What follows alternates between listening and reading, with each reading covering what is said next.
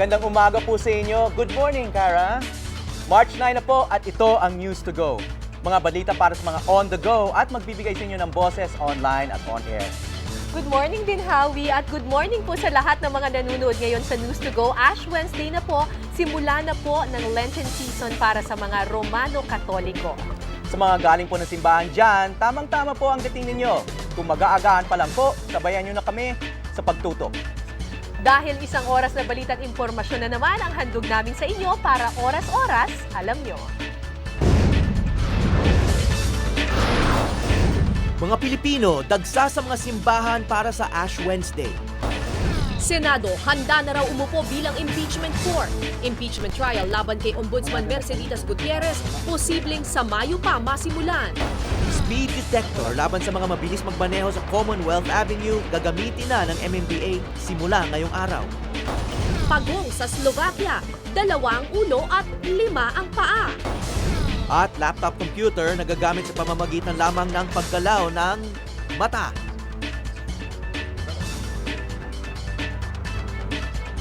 Simula po ngayong araw ay gagamitin na ang speed detector gun sa Commonwealth Avenue. Sa pamamagitan daw ng mga ito, siguradong bilang na ang araw ng mga pasaway na driver sa tinaguriang Killer Highway. At mula po sa Quezon City, may news to go si Oscar Oida live. Oscar! Yes, Cara, medyo marami-rami na rin ang nasasampulan ngayong umaga ng pinakabagong kasangkapan ng MMDA pangontra sa mga motoristang nag-overspeeding dito sa may Commonwealth Avenue. At ito yung kung tinawagin nila ay laser speed gun. Gamit ito, Cara, madidetect kahit 200 meters pa ang layo ng sakyan yung kung nag-overspeed ito sa may kahabaan ng Commonwealth Avenue o kung umabot ito sa speed limit na mahigit 60 kilometers per hour. Inuulit ko, Cara, 200 meters pa lamang ang layo, masisipatan na nito yung sasakyan nag-overspeeding. At kung hindi ka medyo magde-deny yung motoristang nag-violate dito, ay meron itong kasamang video at letrato. So sa oras na isamon ka ng MMDA, kalakip na nito yung letrato, kaya wala ka nang kawala kung sakasakali mag-over-speeding ka dito sa may kahabaan ng Commonwealth Avenue. Ito, bali, Cara, ay minamanduhan ng hindi lamang basta isang tauhan ng MMDA, kundi grupo sila dahil salitan sila sa paghahawak ng gamit yan. Hindi biro itong gamit ito, Cara. Ang halaga nito hindi bababa sa 300,000 piso. Kaya naman ganun na lang sila kaingat sa paggamit nito. Pero malaking tulong daw ito, Cara, dahil malaki ng problema dito sa kahabaan ng Commonwealth Avenue ang labis na pagpapatakbo ng mabilis na mga sakyan na nakadalasan nagiging sani ng mga aksidente dito nga sa lugar na ito. Kaya sa pamamagitan ng laser speed gun, umaasa ang mga taga-MMDA na mababawasan ang mga aksidenteng sani ng labis na bilis ng pagpapatakbo ng mga sasakyan. Yan ang latest mula dito sa may Commonwealth Avenue. Ako si Oscar Oida, on the go! Maraming salamat, Oscar Oida. Posibleng sa Mayo pa masimula ng Senado ang impeachment trial ni Ombudsman Merceditas Gutierrez at kailangan pa munang lumusot ang Articles of Impeachment sa plenaryo ng Kamara kung saan pagbobotohan ito sa susunod na linggo. Kapag nakakuha ito ng 1/3 vote sa plenary, sakalang ito iaakyat sa Senado. Kailangan din magdesisyon ng Senado kung gagamitin ang rules ng impeachment na ginamit noong inimpeach si dating Pangulong Joseph Estrada.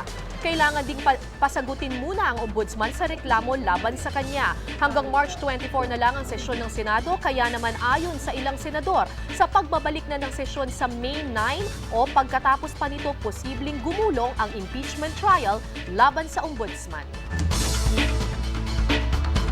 At kaugnay nga sa issue ng impeachment case laban kay Ombudsman Gutierrez, kasama natin ngayon sa studio live ang isa sa miyembro ng prosecution team na binuo ng House Justice Committee, si Congressman Nery Colmenares. Magandang umaga po. Welcome sa News to Go. Magandang umaga po, Howie.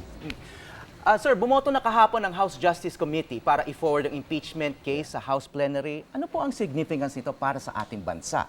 Well, actually, malaki ang interest ng mamamayan dapat dito. Ang kaso ni Ombudsman Gutierrez ay ayon sa complainants ay inupuan niya, hindi niya kinasuhan ang malalaking kaso ng korupsyon sa bansa. NBNCTE deal, fertilizer scam, Euro Generals. Ito yung mga bilyon peso na mga na mga katiwalian. So sa bawat issue ng korupsyon na hindi mo pinoprosecute, yung nangyaring nawala sa taong bayan na pera ay hindi mo na hold accountable yung officials.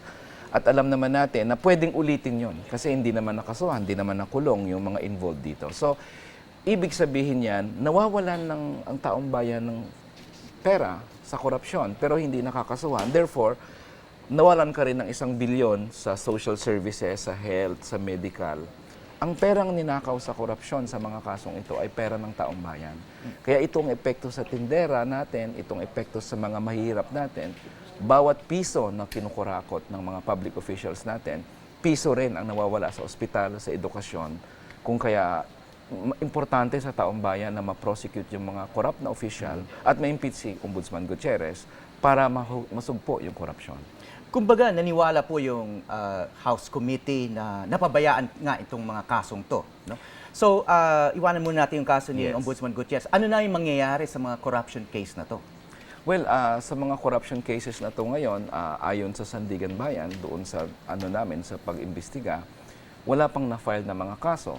Eh ang problema, ang ombudsman ang may mandato na magkaso nito. Hindi ito pwedeng DOJ eh. So, hindi siya makakakilos ngayon hanggat nandyan si Ombudsman Gutierrez. Kaya importante So, yung uunahin mo na impeachment. itong kaso ni Oh, Gutierrez. importante mo na yung impeachment ni Ombudsman Gutierrez para kung may papalit man na ombudsman, eh siya na yung dapat mag-prosecute nito at ma-ensure na lahat ng involved ay makasuhan.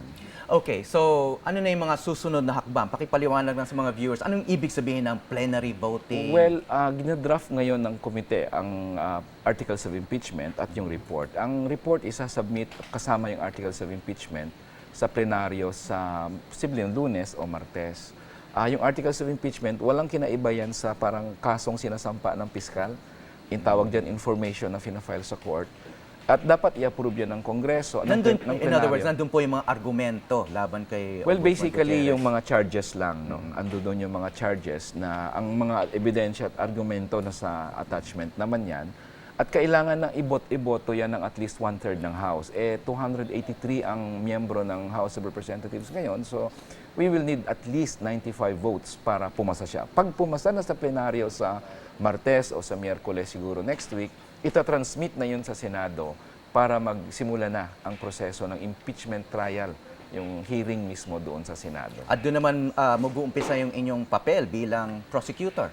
Well, doon, no, kasi under the rules, no, pag nakuha ng Senado yung articles of impeachment, i-inform yung si Ombudsman Gutierrez at siya'y magre-respond. And then, alas 2 ng hapon, the very next day after nag-respond si Ombudsman Gutierrez, magsisimula ng Senado ng trial nila. Kumbaga, itatry na kung totoo nga bang dapat makonvict si Ombudsman Gutierrez o hindi. Kahit minsan hindi siya dumalo doon sa hearing sa House, no? Sa palagay ninyo, dadating siya sa Senado para sa trial niya? Sa tingin ko naman, hindi niya na pwedeng iiwasan yan. Ano? At kung hindi, i-convict talaga siya ng mga senador. Kasi hindi siya naglagay ng depensa niya. So ang sasabihin ng mga senador, wala ka palang depensa, i-convict siya. I'm sure she will go, no? At pag na-convict, ano naman yung parusa? Well, syempre bilang endorsers, tingin namin makonvict siya, no? Kasi lalo na Senado ang nag-issue ng mga reports asking her to investigate doon sa fertilizer scam, doon sa NBNCTE. Lahat itong mga reports ng Senado, ito yung nagsabi sa kanyang kasuhan mo ang mga to at hindi niya kasuhan. But of course, the Senate will decide on that, no? So anong ibig sabihin ng conviction? Maaari ba siyang makulong o matatanggal lang siya sa posisyon? Hindi. Ang impeachment, ayon sa konstitusyon, may mga opisyal tayo na tawag namin dyan Diyos. Hindi sila pwedeng kasuhan. Unlike sa ating ordinaryong mga mortal, pwede tayong kasuhan araw-araw, sila hindi. Yung presidente, yung ombudsman, Supreme Court. Para kasuhan mo sila, tanggalin mo yung immunity nila, dapat matanggal sila sa pwesto. At magawa mo lang yan pag i-impeach mo sila. Pag na-impeach na si Ombudsman Gutierrez at natanggal siya at na-convict siya at natanggal siya sa pwesto, dalawang bagay ang pwedeng mangyari. Una, ito yung isang positive effect sa mamamayan. Una, pwede na mag-appoint ng ombudsman na bago. At sana naman yung ombudsman na bago may integridad.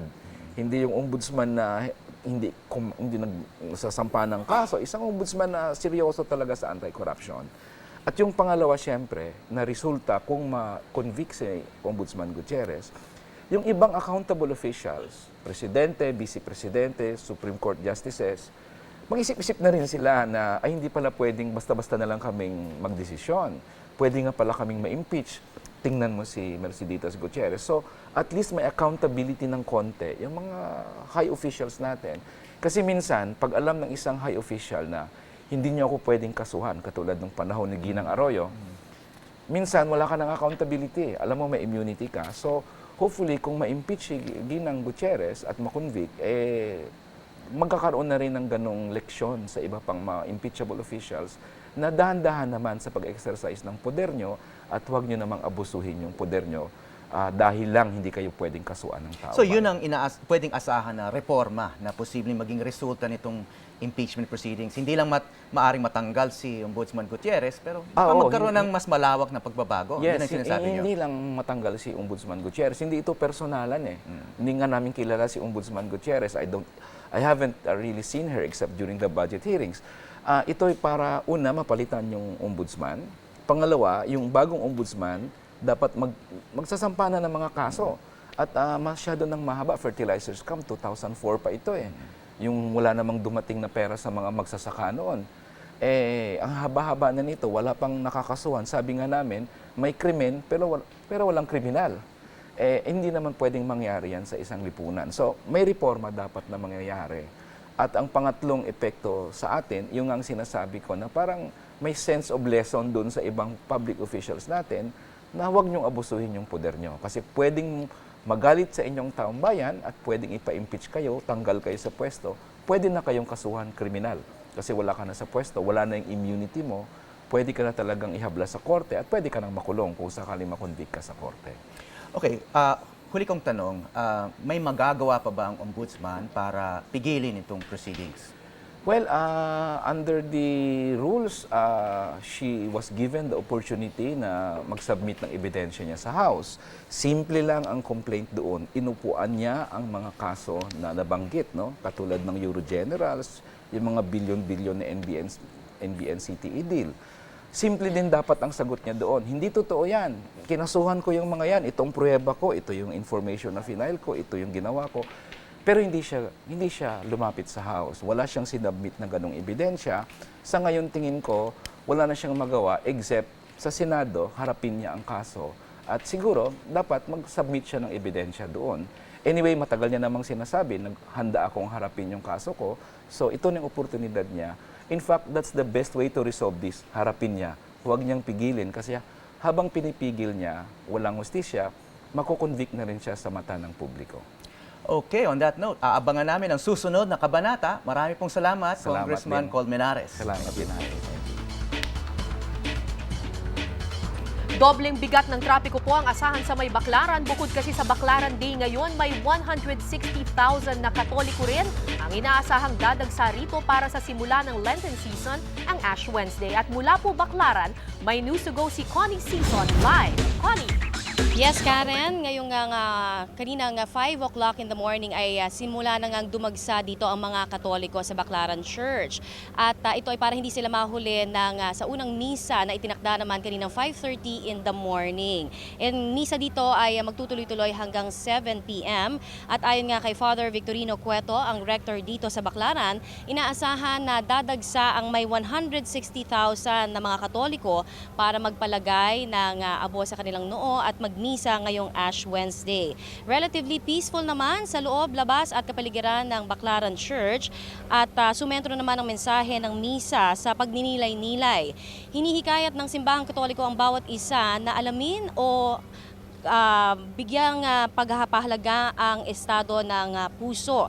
Particular na ang pagpapatibay sa pananampalataya kay Hesukristo. At ang Ash Wednesday ay hudyat po na o simula naman ng Semana Santa. 46 days ang ating bibilangin bago ang Easter Sunday sa April 24. Kung kaya't inaasahan na dapat daw talagang magkaroon tayo ng seryosong pagbibigay pahalaga sa ating pananampalataya. Meron tayong mga nakitang nagbibenta rito na mga madre mula sa Daughters of St. Paul ng mga reading materials or religious articles tulad ng rosaryo at mga DVD, pati na rin ng mga libro at ito'y inaasahan na makakatulong sa bawat Katoliko na magnilay-nilay at mapalapit ang kanilang loob sa Panginoon. Kara, ako si Connie Sison para sa News to Go. Sa may Commonwealth Avenue pa rin, isa na naman ang namatay. Pero hindi dahil sa aksidente, kundi sa saksak. Nagbabalik si Oscar Oida. Apat na tama ng saksak sa iba't ibang bahagi ng katawan ang agad ikinamatay ng taxi driver na si Ruel Pangaliban sa may gilid ng Commonwealth Market, Barangay Commonwealth, Quezon City, mag-aalas 12 ng hating gabi. Base sa mga dugong natagpuan, mukhang unang sinaksak ang biktima malapit sa kanyang taxi. Nakaluyo pa ito ng bahagya bago tuluyang tumumba at mawian ang buhay. Agad naman na-corner ng mga gwardya sa lugar ang suspect na kinilala sa pangalang Jimson Justiniano. Hindi naman niya itinanggi ang ginawang pananaksak. Anya, nagdilim lang daw talaga ang kanyang paningin.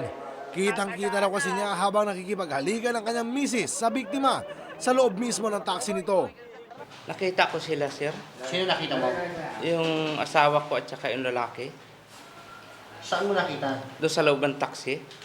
Paano nakita mo? Paano nakita? Naghahalikan, sir.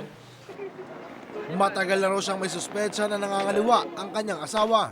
Ang balak lang daw sana niya talaga ay mahuli ito nang sa gano'y maireklamo niya sa barangay. Pero ni minsan, di raw niya inisip na hantong sa ganito. Pagdaan ko, nakita ko, napansin ko, hindi ko akalain sila na andun. Hawak na ng sido ang suspect. Pinaghahanap na rin ng mga otoridad ang misis nito para makapagbigay linaw sa sinasagawang investigasyon. Oscar Oida, on the go!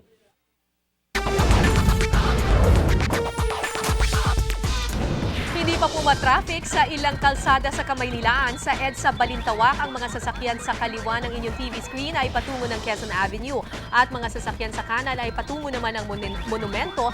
Light po ang daloy ng trapiko. Sa intersection naman ng McKinley Road at 26th Street sa The Fort, medyo banayad rin. Ang lane nga lang sa kaliwa na paliko at patawid ng 26th Street, bahagyang naiipon minsan dahil sa stoplight. Maluwag naman ang daloy ng trapiko ng lane sa kanan na patungong C5. Paalala ng MMDA sa mga dadaan sa northbound lane ng Rojas Boulevard. Sarado po ito mula Pasaje del Carmen hanggang Pedro Hill dahil sa 120th birth anniversary ni President Jose P. Laurel. And as of 8:20 a.m. naman, ayon sa MMDA Twitter page, moderate pa ang daloy ng trapiko sa southbound lane ng EDSA mula Kamuning hanggang Buendia. Maging ang northbound lane ng EDSA mula Orense hanggang Guadalupe, medyo banayad pa ang biyahe. Two heads are better than one, ika nga, at posibleng magamit yan ng isang kakaibang pagong mula Slovakia. Ito si Magdalena at siya ang napili ng bansa para mag-predict ng posibleng manalo sa hockey tournaments tulad na lang ng ginagawa ng the late Paul the Octopus ng Germany. Ang pangalan niyang Magdalena bagay na bagay raw para sa dalawang ulo niya. Ang isa kasi tinatawag nilang Magda habang Lena naman ang tawag sa isa. May kanya-kanyang utak at nerve system ang bawat ulo. Ang problema nga lang, hindi maintindihan ang direksyon ng pagong pag naglalakad ito dahil nag-aagawan sila. Sa fans ng comic book superhero na si Iron Man, makinig. Nag-leak na ang ilang detalye ng upcoming third installment ng movie version nito. Ayon sa Marvel, ayaw na nilang malarobot din ang itsura ng susunod na mga kalaban ng bida. Kaya asahan daw na real-world villains ang makakasagupan ng superhero next time. Magbabalik sa big screen si Robert Downey Jr. para sa Iron Man 3 na ipalalabas sa 2013. Posibleng mapanood ang award-winning Hollywood actor na si Anthony Hopkins sa susunod na installment ng pelikulang James Bond. Siya kasi ang napipisil na gumanap bilang bagong kontrabida ng sikat na agent. Sa ngayon, sinusubukan pang kausapin ng mga film producer si Hopkins tungkol dito. Kung papayag ang aktor, posibleng mapanood pa raw siya sa mga susunod na installment ng James Bond films. Matapos sa mahigit 4 na dekada, nagretiro na ang singer na si Phil Collins. Ilang linggo na ring umuugong ang mga balita na titigil na sa pagkanta ang singer-composer pero kahapon lang ito opisyal na inanunsyo sa kanyang website. Itinanggi ni Collins na iiwan na niya ang music industry dahil sa bad reviews o poor treatment ng press. Sabi niya, nais na raw niya kasing maging full-time dad. Kabilang sa pinasikat ni Collins ang mga kantang In the Air Tonight at Against All Odds. Patuloy pa rin ang pag-uwi ng mga Pilipino mula Libya. Kanina ngang madaling araw, may 179 na dumating. Mula NAIA, may news to go si Ivan Mayrina. Ivan! Yes, Howie, umabot na sa mahigit 6,000, 6,177 na ang eksaktong bilang ng mga kababayan nating nakauwi dito sa Pilipinas mula sa Libya as of 3:30 ngayong madaling araw at daan-daan pang inaasahang uuwi ngayong maghapon. Katunayan, may papalapag ng mga OFW sa mga sandaling ito, lula ng Qatar Airlines Flight QR648. 9:15 ngayong umaga ang expected arrival niyan at may lula nitong 48 na OFW galing Libya. At 9:35 ngayong umaga din, lalapag naman ang Royal Dutch KLM flight na may sakay na 26 na OFW. Dalawang flight pang inaasahan mamaya hapon, 3:15. Lalapag ang Saudia Airlines sakayang 18 Pinoy at isa pang Qatar Airlines flight. Sakay naman ang 50 Pinoy. Nauna rito, tulad nga ng nabanggit mo, Howie, kaninang 3:30 ng umaga ay may dumating na chartered flight sakay ang 179 na Pinoy. At tulad ng mga nagsiuwian nitong mga nakarang araw, baon nila ang kwento ng mapapait na karanasan ng kaguluhan sa Libya. Pero ang mas malungkot dito, Howie, mas marami pang mga Pilipinong nananatili roon dahil sa tawag ng tungkulin, partikular ang mga Pinoy nurses. Dahil nagtrabaho pa sila hindi naman ina-advise na talagang iaalis yung mga nurses dahil kailangan sila doon sa ospital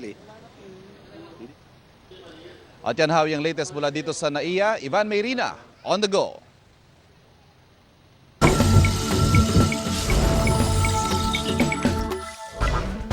Bago-bago po ang panahon ngayon. Ayon sa Pag-asa, magiging maulap na may konting pag-ulan sa buong Metro Manila maging sa ibang bahagi ng Luzon.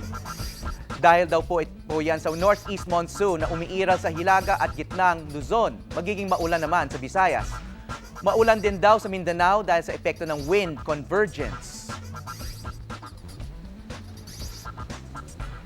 Ngayon na po ang huling araw ng burol ng pumanaw na aktor na si Paquito Diaz at may news to go si Micaela Papa. Papuloy ang bukang bibig ng mga kaibigan sa industriya sa ikatlong gabi ng burol ng yumaong aktor na si Paquito Diaz. Kabilang sa nakiramay ang aktres na si Arlene Mulak at ang mga aktor na si Justoni Alarcon at Christopher De Leon. Nakasama ni Justoni si Paquito sa action movie na Mula Paa Hanggang Ulo. Hanggang ngayon ay di raw niya malilimutan ang paggabay sa kanya ng yumaong aktor nung nagsisimula pa lang siya sa showbiz. Well, sinabi lang sa akin, magbuti mo iyo, malayo mararating mo. So, naging maganda naman talaga ang takbo ng career ko. And, Bagito rin sa industriya si Boyet nang makasama si Paquito sa basketball team ni FPJ. Mamimiss daw niya ang paggabay ng kanilang coach. basta, takbo lang kayo ng takbo. Ganon. The way he coaches is so funny and then he's so relaxed. He's really a tough guy. And so with the son. And but he's very loyal to as a friend. Si Ilocos Sur Governor Chavit Singson hindi raw makakalimutan ang pagiging masayahin ng matalik na kaibigan. Isang bagay na hindi raw nawala hanggang sa huling mga araw ng aktor. Bago nadala sa Bicol, dinalo ko pa siya nung nagkasakit. Ano po, kamusta naman siya nun? Well, yun, ganoon pa rin, tumatawa. Pero ayon kay MTRCB Chair at anak ng yumaong si Fernando Poe Jr. na si Grace Polia Manzares, pinakatatatak sa isipan ng mga Pinoy ang kakaibang ningning na dala ni Paquito sa mga pelikula bilang isang magaling na kontrabida. Kasama si Tito Kits, alam mo na talagang action, alam mong maraming mga sorpresa dyan na sabi nga nila na ang kontrabida ang talagang nagpapaningning sa bida. Bukas ng alas 9 ng umaga magsasagawa ng Requiem Mass bago ihatid sa huling hantungan ang labi ni Diaz sa Manila Memorial Park. Micaela Papa, on the go! Ayon sa MMDA, araw-araw di bababa sa 100 sasakyan ang lumalabag sa 60 km/h speed limit sa Commonwealth Avenue. Kaya ang tanong namin sa aming Twitter followers at Facebook fans, sa tingin ba nila ay makakatulong ang speed detector guns para mabawasan ang bilang ng mga aksidente sa Commonwealth Avenue? Alamin ang kanilang sagot maya-maya lamang.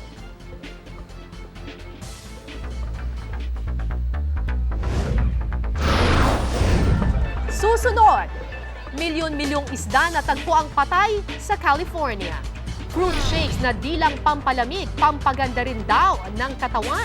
Tampok yan sa Eat and Run.